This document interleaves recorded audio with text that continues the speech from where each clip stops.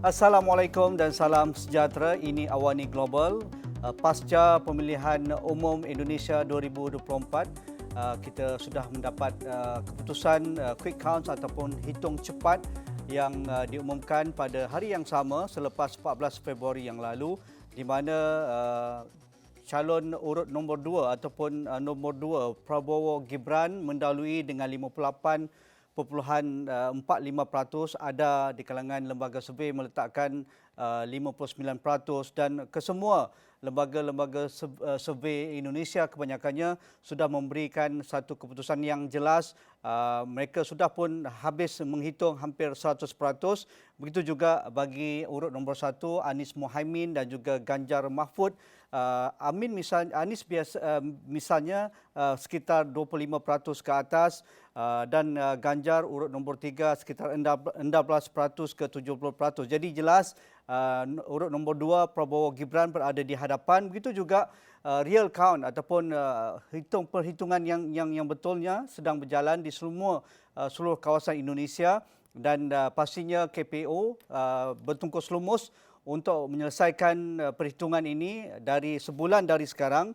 Kalau kita boleh tunggu, mungkin sekitar 20 Mac 2024 hari terakhir yang akan diberikan kepada KPU untuk mengumumkan secara rasmi siapakah pemenang pemilu 2024. Untuk melihat perkara ini, apa yang akan berlaku dalam masa sebulan dua ini, dan juga apakah analisis terkini yang boleh kita rangkumkan selepas hari pemilu ini, dua ahli panel sudah pun bersedia.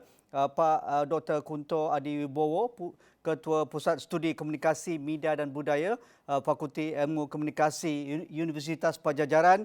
Dr. Kunto, apa khabar? Baik, baik, alhamdulillah. Sudah tenang-tenang basuh piring ya? Iya, betul, habis pesta. Habis pesta. Rakan saya juga Pak Henry Satrio, Pak Hensat, pengasas Lembaga Survey Kedai Kopi. Pak Henry masih mencuci ataupun sudah selesai semua, move on? Sudah selesai. Sudah selesai, Pak Nasri, dan ya memang harus move on ya. Iya, Karena kalau tidak move on, kita ketinggalan dengan para politisi. Para politisi juga sudah move on kan.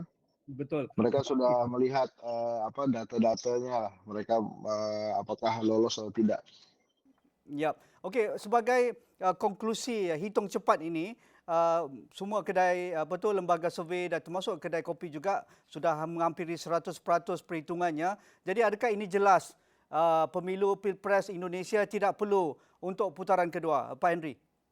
Ya memang dari hasil hitung cepat Pak Nasri sudah jelas bahwa kecil kemungkinannya ada putaran kedua. Kenapa saya katakan kecil? Karena kan kita harus menunggu KPU ya, karena by Betul. undang-undang Mhm. hanya KPU yang boleh menyatakan bahwa itu selesai. Tapi kalau dari hitung cepat, baik itu partai politik maupun presiden itu sih nampaknya memang sudah selesai gitu perhitungan cepatnya. Pak Prabowo memimpin, Mas Anies yang kedua, kemudian Pak Ganjar ketiga. Sementara di partai politik itu the ruling party PDI Perjuangan itu masih unggul saat ini. Yang kedua Golkar ya, Ya. kemudian yang ketiga Gerindra. Jadi tidak berbeda jauh dengan 2019, Mhm. walaupun suara PDI Perjuangan ini turun sekitar 2%-an ya, Ya. 2 sampai hampir 3%-an. Jadi itu justru yang mengejutkan adalah partai-partai yang berada atau penyokong Anies Mohaimin yang berada di 01. PKB itu naik angkanya menjadi 10 lebih persen, mungkin 10,8 atau bahkan mungkin bisa 11. Ya. Sementara PKS juga naik, mungkin juga bisa hampir 9%. Sementara Nasdem juga naik, itu hampir dengan 10%. Jadi tiga partai politik yang berada di Anies Baswedan itu mendapatkan kotel efek dari Anies Baswedan, walaupun memang tidak signifikan. Yang menarik juga adalah PAN ya, yang banyak dihuni oleh artis-artis, banyak sekali selebriti di sana. Ya. Itu juga nampaknya aman masuk ke Senayan lagi. Mhm. Mungkin dari 9 partai politik yang paling rawan kondisinya masih 50-50 itu P3. Ya, PPP. Ini Hmm. ya PPP ini sampai hari ini masih 3,8%. Jadi mereka masih membutuhkan 0,2%.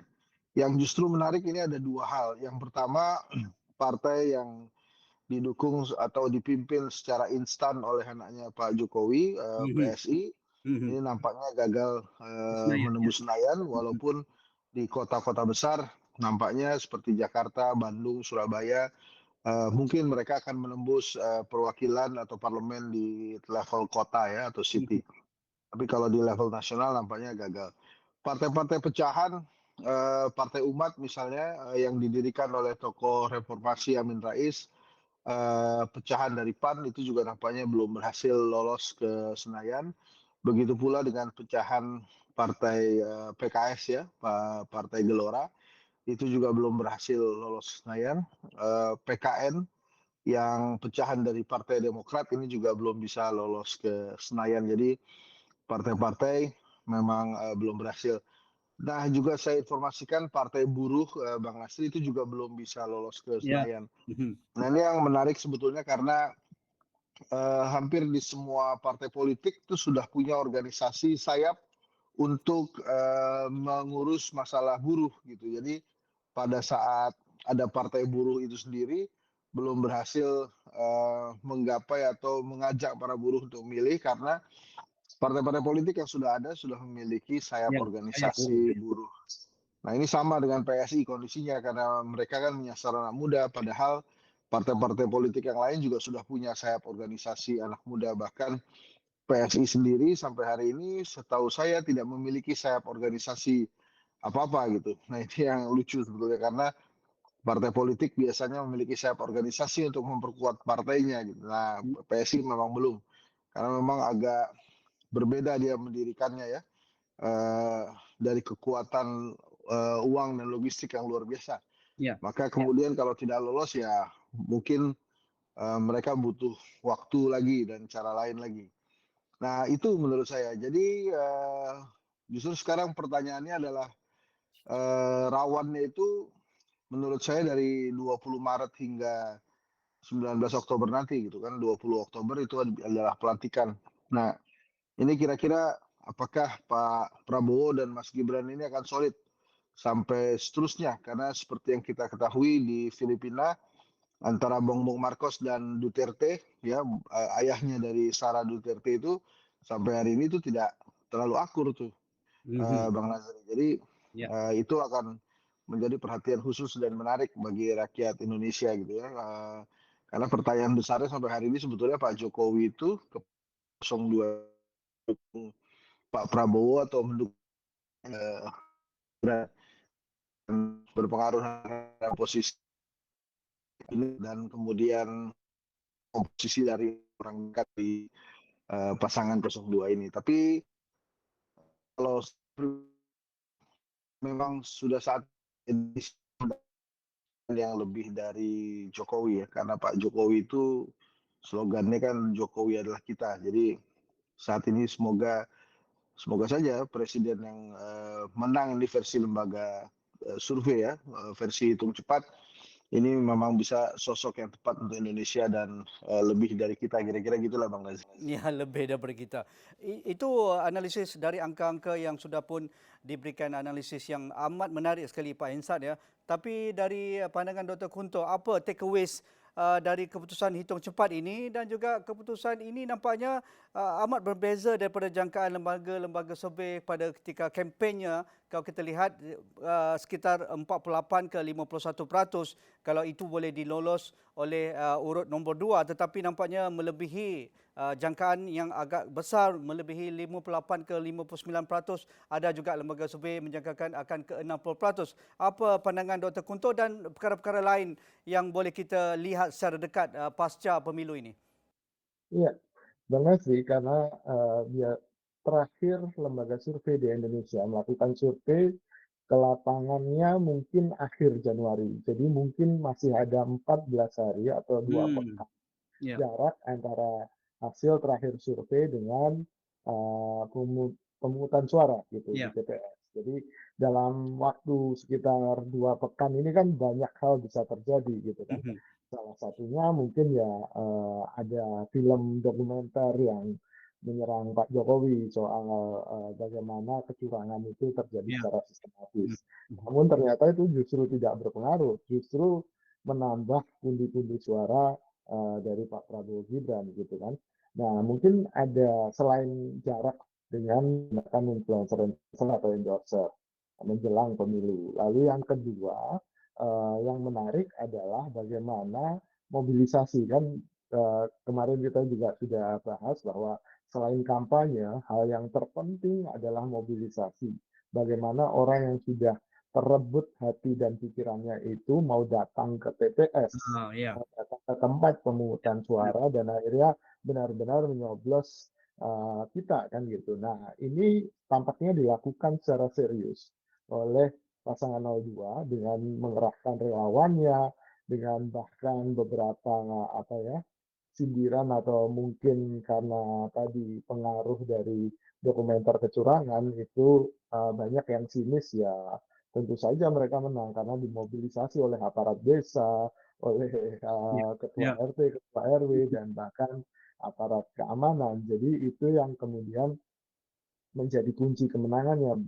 Bahkan ya terakhir survei kan ya memang ada beberapa di angka 52-53%, tapi ya range-nya 48 sampai 53, tapi tiba-tiba kemenangannya bisa sampai 58. Jadi itu yang kedua. Yang ketiga sangat mungkin safari politik yang dilakukan oleh Pak Jokowi dan Pak Prabowo di akhir-akhir kampanye ke Jawa Tengah untuk merebut suara dari PDIP dan Pak Ganjar itu membuahkan hasil Ya. gitu. Ya. Seperti kita ketahui itu jauh di bawah. Nah, dari sini mungkin beberapa key take out-nya. Tapi ini menjelaskan bahwa yang pertama bansos masih efektif, ya kan, Mhm. bantuan sosial masih efektif.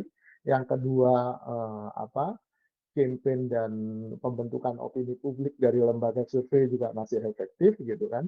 Dan media sosial walaupun Pak Hensat bilang mungkin tidak terpengaruh ke elektabilitas, tapi nampaknya itu juga dimainkan sebagai penunjang untuk mendorong elektabilitas pasangan 02 gitu. Mungkin setelah pesta ini yang menarik adalah bagaimana posisi PDIP, apakah Mhm. dia tetap apa berada di luar pemerintahan sebagai Mhm. oposisi gitu kan. Lalu siapa lagi yang akan beroposisi dan partai mana yang mungkin bergabung dengan pemerintahan Prabowo Gibran nantinya. Mungkin itu yang masih menjadi spekulasi di Indonesia. Ya, sedikit tambahan Dr. Kunto dari aspek apa tu exposure ataupun kempen melalui social media terutamanya TikTok yang Dr. Kunto pada minggu lalu mengatakan ini satu pemilu TikTok dan berada di hadapan jauh sekali adalah urut 01 02 ataupun 02. Jadi adakah memang berkesan kekuatan apa tu jentera-jentera influencer Prabowo Gibran dan ketika menyampaikan pidato kemenangan yang melihat hitung cepat pada malam itu, Pak Prabowo memberikan satu penghargaan kepada pengundi-pengundi muda. Iya, betul Bang Nasri. Karena kalau kita cermati, sebenarnya Pak Prabowo sudah mulai melakukan kerja-kerja di TikTok, bahkan di media sosial lainnya, itu sejak bulan Maret, April tahun lalu, gitu, dari sejak 2023. Bahkan akun Twitter dari dan Instagram dari partainya Pak Prabowo, Gerindra, itu sudah lama melakukan apa istilahnya komunikasi yang lebih menjangkau anak muda dengan memberikan coklat waktu Valentine gitu di tahun 2023 tahun lalu. Dan setelah setahun ternyata mereka memanen itu bagaimana anak-anak muda hari ini di Indonesia lebih mengandalkan informasi yang bersumber dari media sosial atau TikTok. Dan siapa yang mereka percaya di media sosial dan TikTok adalah ya influencer-influencer, pasukan influencer yang ada di bawah Pak Prabowo ini ditambah dengan gimmick-gimmick tarian gemoy dan gimmick-gimmick lainnya gitu. Jadi menurut saya itulah yang akhirnya menjelaskan kenapa pemilih muda, bahkan pemilih pemula di Indonesia dari generasi Z itu Ya, dan milenial kan. mendominasi pemilih Pak Prabowo, itu hampir 60% lebih. Hmm. Anak muda itu memilih pasangan 02.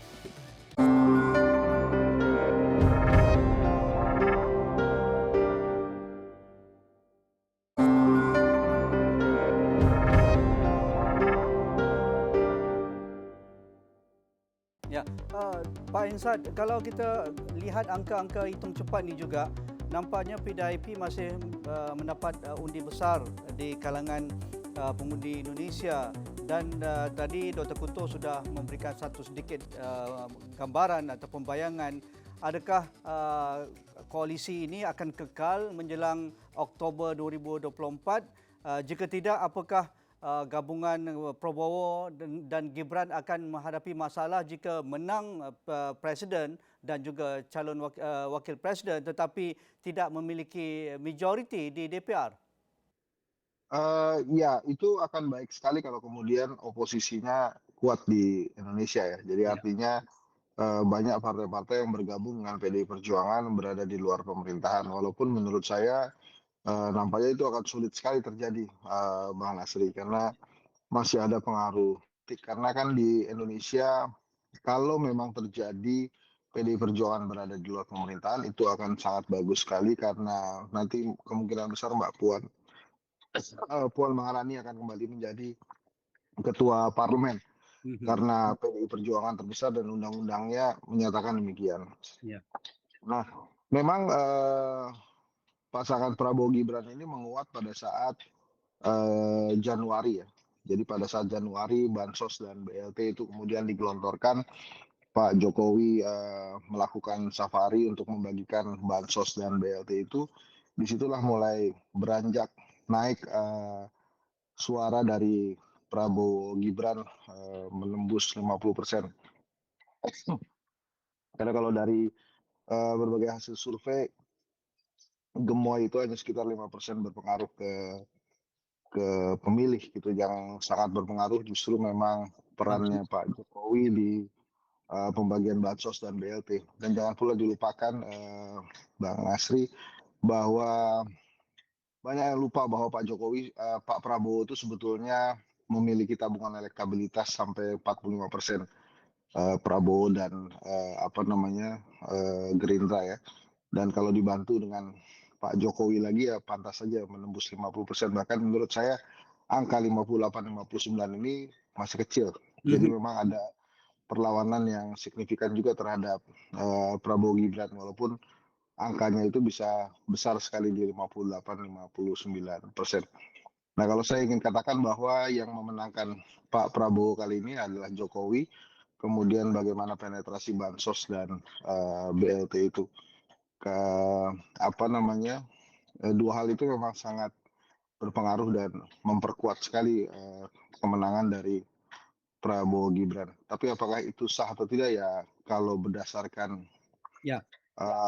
kejadian politik ya karena itu sah ya bansos itu memang dikeluarkan dan menjadi hak rakyat. Hanya memang membagi adalah keampuhan atau kemenangan Pak Jokowi itu hanya di Pilpres saja, Bang Nasir. Jadi Prabowo Gibran saja yang berhasil dikalahkan. Tapi kalau PDI Perjuangan itu masih sangat solid, kuat di beberapa tempat.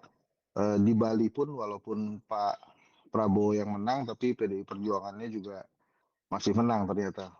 Bahkan di Jawa Timur yang Pak Prabowo-nya menang, itu pemenangnya yang paling tinggi itu masih PKB ya.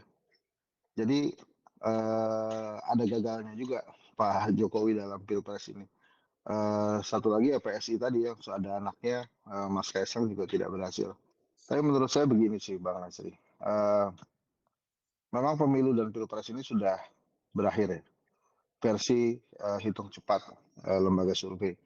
Jadi ya nanti kita tunggu saja bagaimana pelaksanaan-pelaksanaan dari janji-janji kampanye itu nanti pada saat di Oktober. Nah, masa transisi ini nanti kita akan dipertontonkan apakah kemudian ada peran Pak Jokowi lebih jauh dalam penyusunan kabinetnya Pak Prabowo atau tidak. Yang jelas Pak Prabowo saya rasa memang seorang independen yang nasionalis ya dan sangat Ya. mungkin dia memang mungkin akan menghargai Pak Jokowi gitu ya. Tapi apakah dia akan menyerahkan banyak hal kepada Pak Jokowi dan Mas Gibran itu juga masih misteri. Termasuk salah satu desas-desus yang masih berkembang di Indonesia, Pak Nasri, yaitu eh,